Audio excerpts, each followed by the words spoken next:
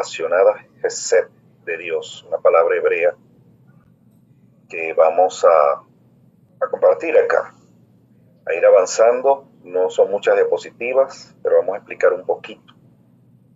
De acuerdo a lo que es la palabra Hesed, dice acá que, bueno, es una palabra que no es tan fácil de traducir. Esto, por supuesto, de acuerdo a los eruditos, los que han estudiado más a fondo este asunto, y que se le ha dado varios significados, de los cuales está bondad, piedad, favor, misericordia, belleza, amor y unas más, y otras más. Su significado más profundo va más allá de simples palabras, estas palabras que aparecen allí, que son palabras que realmente sustantivos que nos indican, nos enseñan o nos muestran una profundidad interesante, pero que en el pensamiento hebreo esta palabra tiene una connotación mucho más elevada, más profunda de la que pudiéramos nosotros expresar. Y bueno, una traducción más cercana, de acuerdo a lo que mencionamos aquí, es que puede ser amor apasionado, amor bondadoso o amor fiel, y como vamos a ver, es un amor de parte de Dios, una misericordia, como también se traduce, que escapa a nuestra comprensión. Y este último párrafo nos va a dar una idea de exactamente qué es lo que los escritores hebreos, especialmente los salmistas, que es donde más aparece el uso de esta expresión, nos quieren transmitir. Es la manera como Dios trata a su pueblo y cómo espera Él que nos tratemos entre nosotros. Un amor incondicional y fiel que no se basa en el mérito en las acciones de las personas, sino en la gracia y la misericordia de Dios. Esta palabra aparece 247 veces en el Antiguo Testamento y solo en el libro de los Salmos aparece más de 120 ocasiones, indicando el amor profundo de un Dios que desea salvar a su pueblo. Los autores de los Salmos, especialmente, lo que quieren es describir de alguna manera cómo Dios está apasionado. O sea, Dios tiene una pasión que, a diferencia de la pasión humana, una pasión profunda, fundamentada en su amor por el ser humano, que busca al pecador, y es una pasión que insiste, no es una pasión que desiste, que insiste, que persiste, que persigue al ser humano, porque Dios quiere salvarlo. Para sentar las bases de lo que es la Hesed, necesitamos entender aquí lo que es pasión, porque es un amor apasionado. De acuerdo al diccionario, pasión es afecto o deseo intenso por alguien o algo, expresado con ardiente entusiasmo que consume todo el ser. Es interesante esta definición.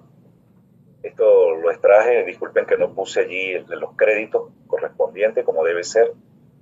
La referencia es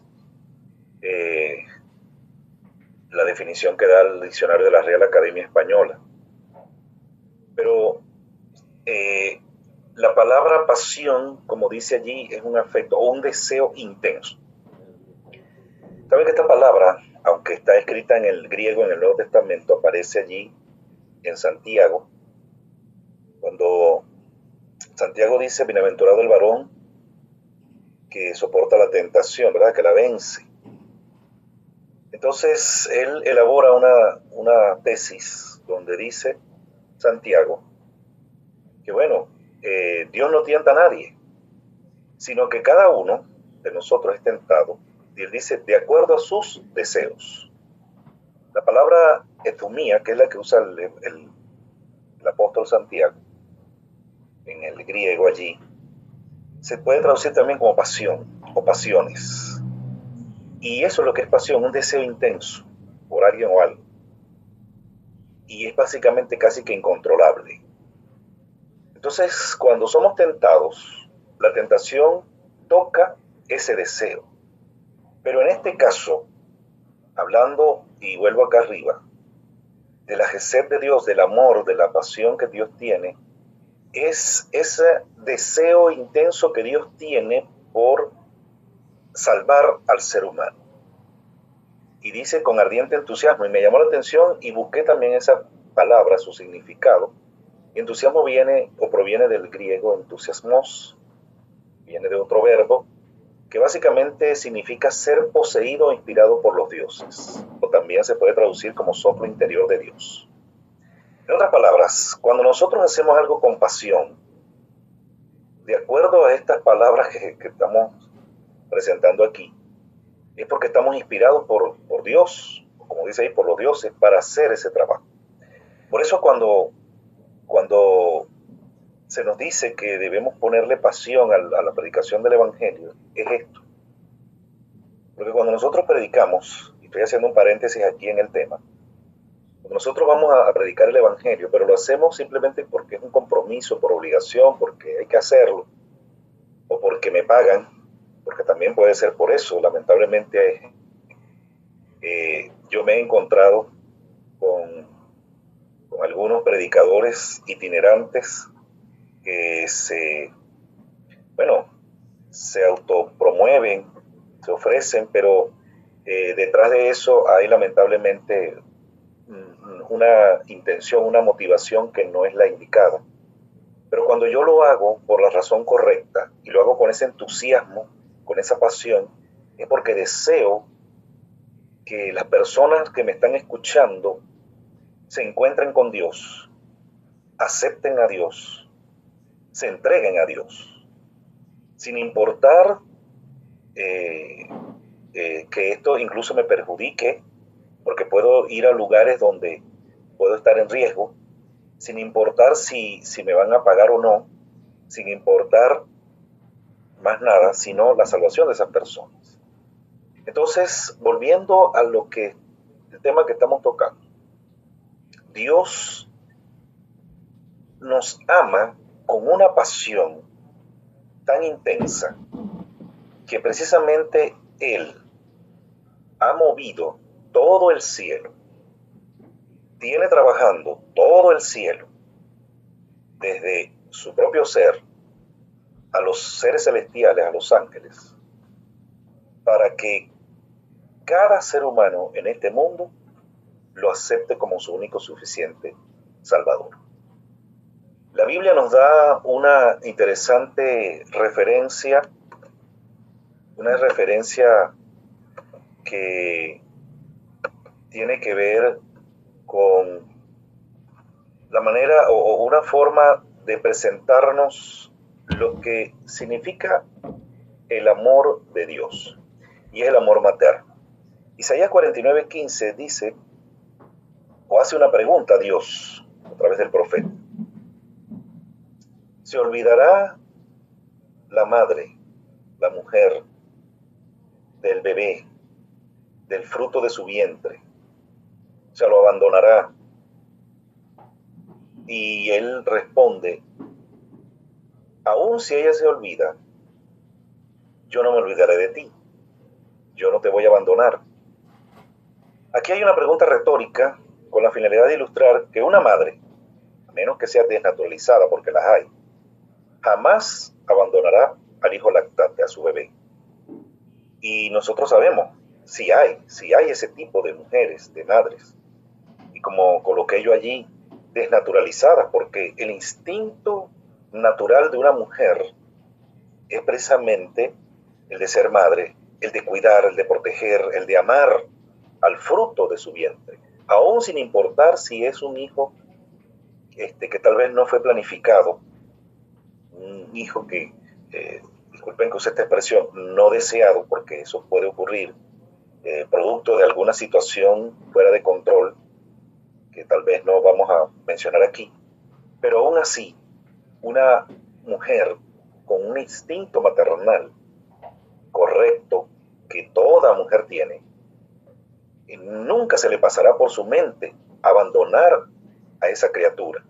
Pero sí las hay. Sin embargo, lo que trata Dios de ilustrar aquí es que así como una madre jamás, una madre que ame, jamás va a abandonar a su bebé, Él no los va a abandonar. Y si las hay, y si eso llega a ocurrir, Él jamás, jamás nos va a abandonar ni nos va a olvidar.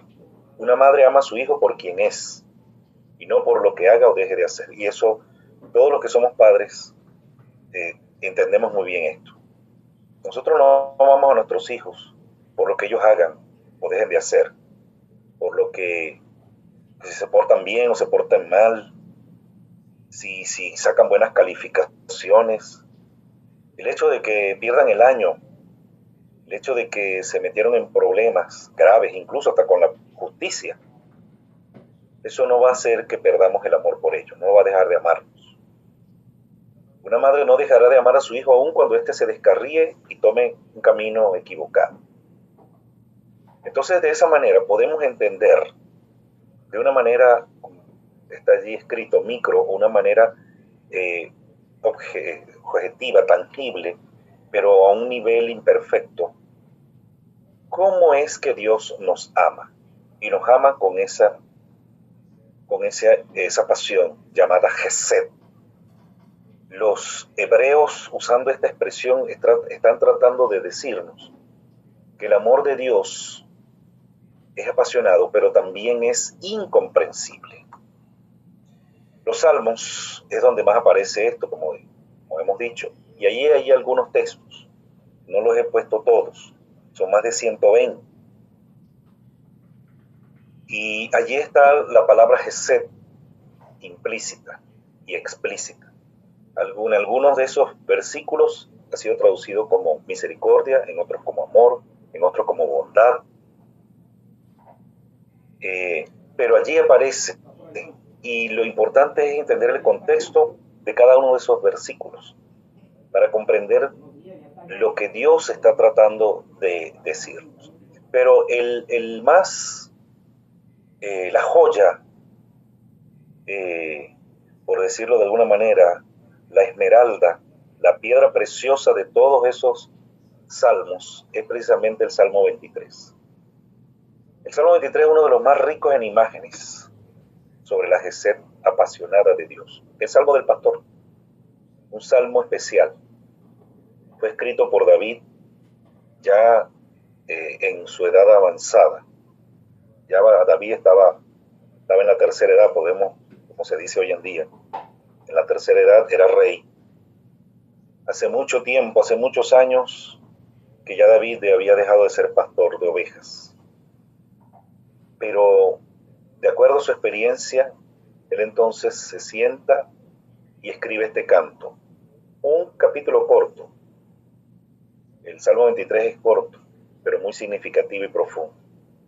El Salmo del Pastor es un poema rico en la literatura hebrea. Está estructurado dentro de un recurso literario llamado inclusio. Y además de ser un inclusio, que es un recurso muy utilizado por los hebreos, hoy en día también los escritores, especialmente los que escriben novelas, utilizan este recurso. Y un inclusio obviamente es algo que simplemente lo que está tratando el autor es de iniciar y terminar con palabras, frases o temas similares para indicar que todo el contenido tiene un significado especial. Eso solamente a manera de tema general aquí. Pero aquí tenemos o expresamos cómo es la gesed de Dios. O sea, cómo es que Dios ama a cada ser humano que se ha descarriado. Así como la madre ama a su hijo, no importa lo que haya hecho. Todos los que estamos aquí, los que somos padres, piense por un momento, si su hijo se mete en problemas con la ley, la justicia, se convirtió en un delincuente, eso no va a hacer que usted lo deje de amar, no. Si su hijo se ha inmiscuido en vicios en adicciones como alcohol, droga, y está en una condición paupérrima, en una situación de calle incluso, usted no va a dejar de amarlo, incluso lo va a recoger. Quien no ama a su hijo simplemente lo abandona y lo deja que se pierda y siga siendo el drogadicto que es. Pero el que ama a su hijo hará lo imposible, lo necesario, lo indispensable. Lo tomará, lo llevará donde debe colocarlo, rehabilitación, aun cuando tal vez ese hijo no desee, no quiera saber nada de eso, no quiera ser ayudado. Igualmente usted hará lo necesario. El padre no le importará el rechazo, la actitud, las palabras de ese hijo. Quiere sacarlo del mundo donde está metido. Y si tiene que vender, si tiene que quedarse sin recursos para invertirlo en rehabilitar y salvar a su hijo, lo va a hacer. Eso es un padre que ama. Ese es Dios. Y esa es la gesed de Dios. Dios nos ha visto en la misma condición que ve un padre a su hijo que está en un mundo de perdición. Está metido o involucrado en estas cosas. Y por lo tanto, ha hecho lo que ningún ser humano estaría dispuesto a hacer. Y es hacer lo imposible. Lo imposible solamente lo puede hacer Dios. Y Él hizo lo imposible. Entregó o se entregó a sí mismo en la persona de Jesús. Y la gesed de Dios es perdonadora, consoladora, fiel, revivificadora, protectora. La gesed de Dios está basada en un pacto unilateral. ¿Qué significa esto? Que Dios ha hecho un pacto con nosotros. Pero ese pacto no depende de nosotros. Por eso es unilateral. Noten ustedes que Dios hizo un pacto con Israel. Israel quebrantó ese pacto no una ni dos, sino infinidad de veces. Y aún así Dios mantuvo su convenio, su pacto, su amor, su cuidado, su protección con el pueblo de Israel. Igual es con nosotros. El pacto que Dios ha hecho con nosotros es unilateral. La palabra pacto, convenio, tiene una connotación que es que se hace entre dos o más partes. Y ese convenio debe ser respetado y cumplido por todas las partes involucradas. Cuando una de esas partes violenta o no cumple las cláusulas de ese contrato, de ese pacto, convenio, la otra queda libre y no tiene el deber de seguir, simplemente se rompe.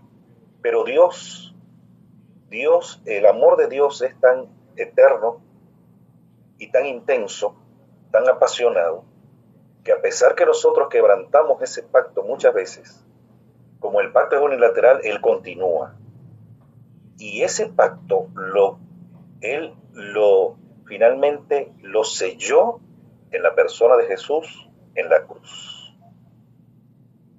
El Salmo 23, como dijimos, es una joya preciosa dentro de la joyería que son los salmos. Los salmos, usted puede estudiar los salmos y se va a encontrar que es una galería, como cuando usted entra a una joyería donde hay toda clase de esmeraldas, de piedras preciosas, oro, ónice, etc. Pues el Salmo 23 es una de las que más resalta. Y quiero llamar la atención aquí a lo que es el versículo 6, que es el que cierra el Salmo. Porque esto nos va a mostrar a nosotros cómo funciona y cómo Dios actúa de acuerdo a esa expresión que hemos estado hablando, la gesed. Dice ese versículo: ciertamente el bien y la misericordia me seguirán todos los días de mi vida. Obviamente cierra diciendo: en la casa del Señor o en la casa de Jehová moraré por largos días, es decir, viviré allí. ¿En qué casa? ¿En la casa de quién? Cuando el versículo 1 dice que Jehová es mi pastor, en la casa de ese pastor. Ese pastor, al final del versículo dice: es mi rey, el rey pastor. Interesante, porque David está escribiendo este salmo siendo que él fue pastor y ahora era rey. Y él entiende que su pastor, Jehová, también es un rey. Pero miremos aquí esto. El bien, que es la palabra hebrea top, se traduce como bienestar, como prosperidad, bueno, mi hermoso, contento, riqueza, y tiene unas 14 traducciones más. Ahora, nosotros podemos cambiar esa palabra, como aparece allí, el bien, y podemos colocarle hermoso. Ciertamente lo hermoso, o ciertamente la riqueza, o lo bueno, o la prosperidad, o la alegría, la felicidad, y la misericordia, que es la gesed, o sea, el amor, me seguirán. Y aquí hay algo muy importante. Esa palabra radaf, cuando dice que el bien, o sea, o lo hermoso, la riqueza, la prosperidad, la bondad o la misericordia, me seguirán, pero esa palabra significa perseguir. También se puede traducir como cazar o buscar a un fugitivo. Qué interesante que el salmista utilice esta palabra, que es simplemente que Dios nos está persiguiendo, está corriendo detrás de nosotros, nos está buscando como fugitivos. Cuando un fugitivo se escapa, hermano, la ley, los funcionarios lo van a cazar, lo van a buscar. Nosotros hemos sido fugitivos desde el momento en que lamentablemente entró el pecado al mundo. Y Dios ha estado detrás de nosotros en persecución, pero no para perseguirnos, para ponernos las esposas y encerrarnos en una celda, para castigarnos. ¿Qué es lo que dice el texto? Es porque Él nos quiere dar bienestar, nos quiere dar el bien y nos quiere amar, porque es lo que dice allí, misericordia. Dios nos persigue porque nos quiere amar, nos está persiguiendo. Eso es lo que Él hace desde el principio. Adán y Eva pecaron, desobedecieron una orden directa de Dios, un mandato violado. Corría la tarde de ese mismo día y Dios vino a encontrarse con sus hijos como acostumbraba todos los días. Y ellos se escondieron, huyeron.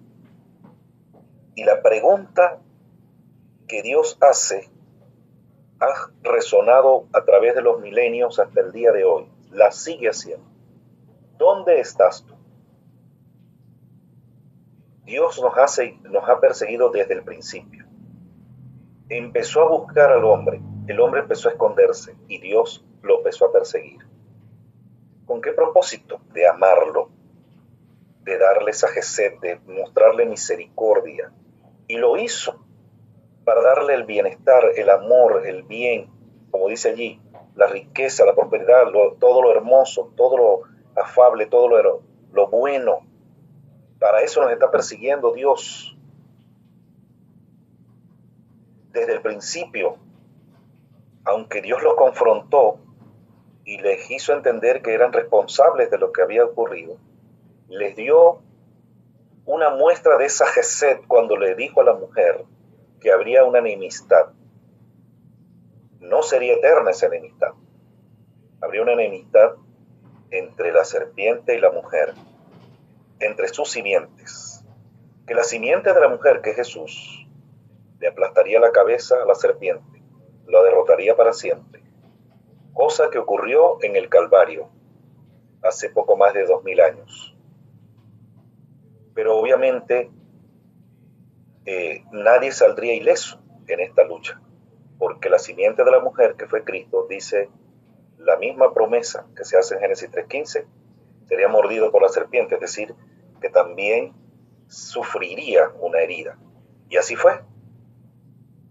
Fue herido, maltratado, fue de alguna manera Jesús sufrió lo que jamás nosotros sufriremos, porque Él precisamente lo sufrió para que nosotros no tengamos que sufrir el escarnio, la burla, las amenazas, los golpes, y todo lo que Él sufrió, incluso la muerte eterna, que es lo que Él finalmente llegó a tener cuando expira en la cruz.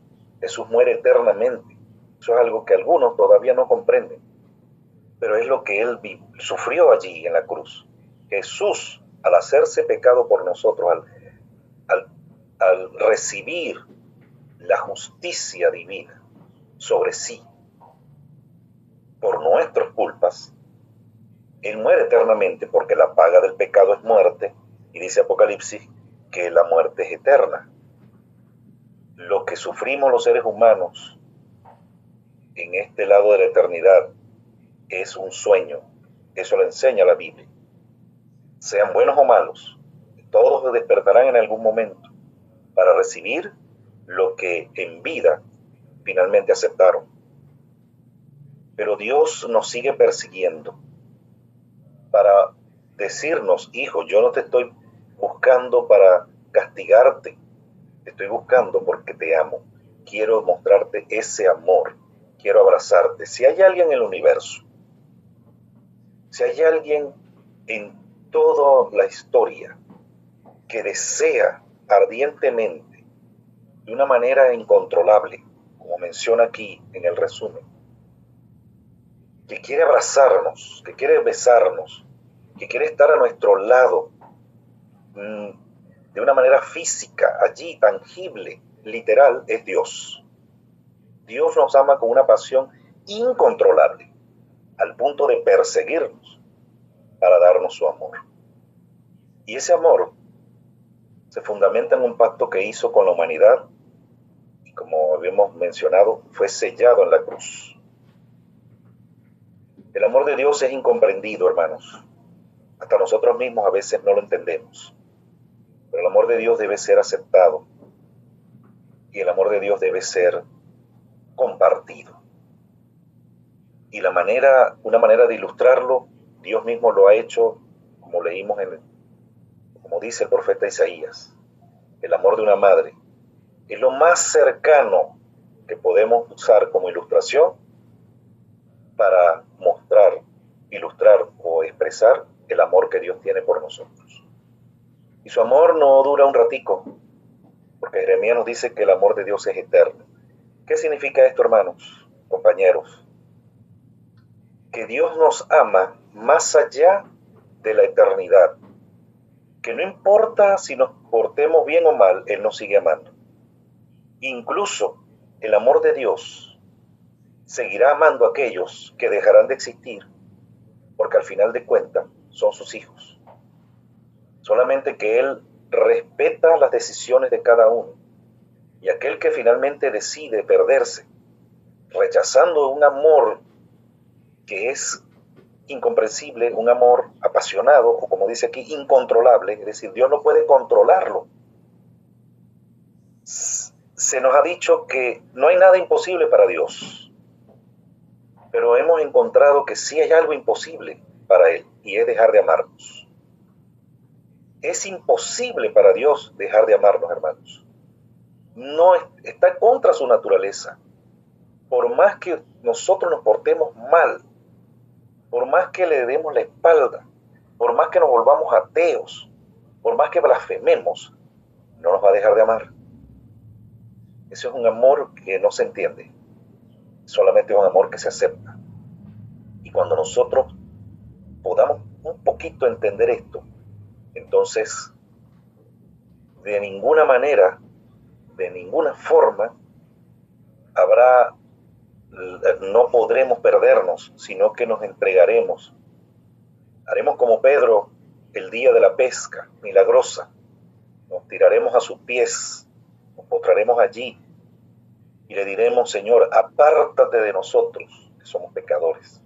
No somos dignos de semejante amor. Pero hermanos, no somos dignos, pero Él nos ama. Por lo tanto, entreguémonos cada día a ese amor apasionado de Cristo que tiene por nosotros, que selló en la cruz, pero que lo garantizó al levantarse al tercer día de esa tumba. Resucitó y ahora es garantía para todos nosotros, que nos sigue amando, y aun cuando tengamos que ir a la tumba, Él nos resucitará junto con Él. Pronto veremos cara a cara a ese magnífico Jesús.